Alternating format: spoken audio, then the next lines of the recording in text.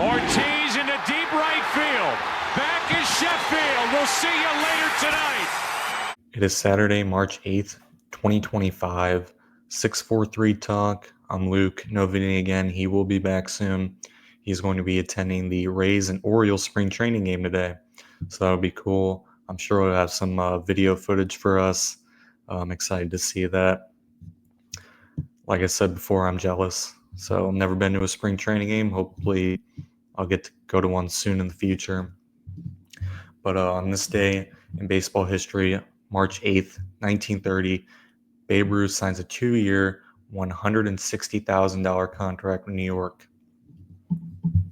So I thought that was pretty cool to share. I got some Oakland A's news, Lawrence Butler extension, new stadium renderings for Las Vegas. So let's get into that. Like I said, first, Lawrence Butler agreed to a 7-year, $65.5 million contract with the A's. The agreement includes a team option for 2032. Lawrence Butler, 24 years old, he got off to a slow start last year. He was demoted to AAA on May 14th, but he was recalled on June 18th and batted .291 the rest of the season. He finished with 22 home runs, 18 stolen bases, batting .262. So a really good sign for Oakland Athletics and a great deal for Lawrence Butler. They got him at a good price, and I think even though we haven't seen a ton from him yet, I think what he did after he got recalled last season, I even think that he has a chance to win a Gold Glove in the future. So great deal for the A's. Some other notable offseason contracts. Brent Rooker, 5 years, $60 million. Another really good deal.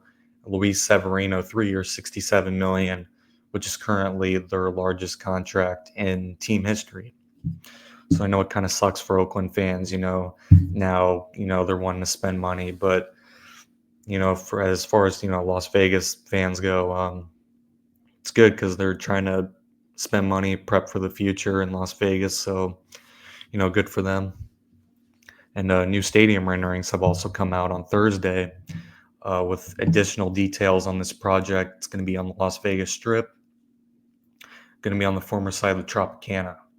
Now, I did kind of have some questions as far as parking goes with, the Las Vegas Strip. Very crowded, cars, people. It's kind of interested to see on how their parking situation is going to be. I'm sure they'll have some kind of thing figured out, whether it be more parking lots or garages, probably both. So, but I did have a couple photos of those renderings to share. This first one, the outside of the stadium. I think this is a really cool design. This is kind of, other stadiums have retractable roofing, but this one is very unique, obviously very hot in Las Vegas. So that'll be good. The outside of the stadium also looks very cool, the concourse. And then the inside also looks very cool. As you can see, very, very cool view of the MGM and New York, New York. So I guess that for me, one of the top views in baseball, in my opinion. Not the best, but it's definitely top 10. So, yeah, very cool. And this will be, as far as when they'll start, it sounds like they might break ground sometime this summer, maybe around June. The stadium is going to have a 33,000 seat capacity. The project is projected to be around $1.75 billion.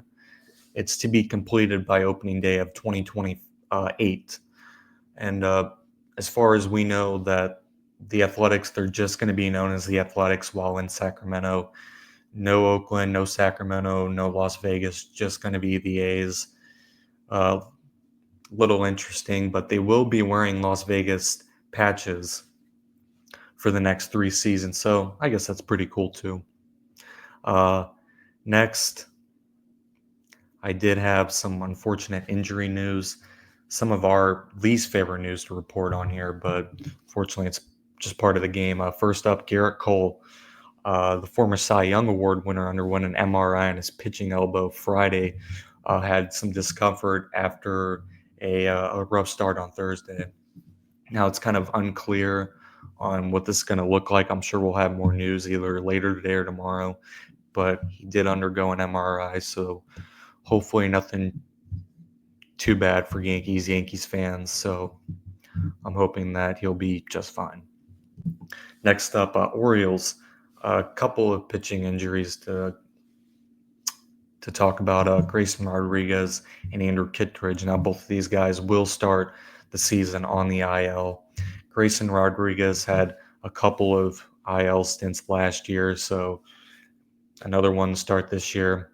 So had a little bit of trouble staying healthy. With Corbin Burns leaving, this is definitely a guy they're going to bump up in the rotation. I expect him to be a big part of it. Now, he was experiencing soreness in his right triceps on Wednesday against the Twins. Now he's experiencing some discomfort in the back of his right elbow. As far as we know, according to Brandon Hyde, it's not a ligament issue, so that's good. So he is expected to go through an MRI.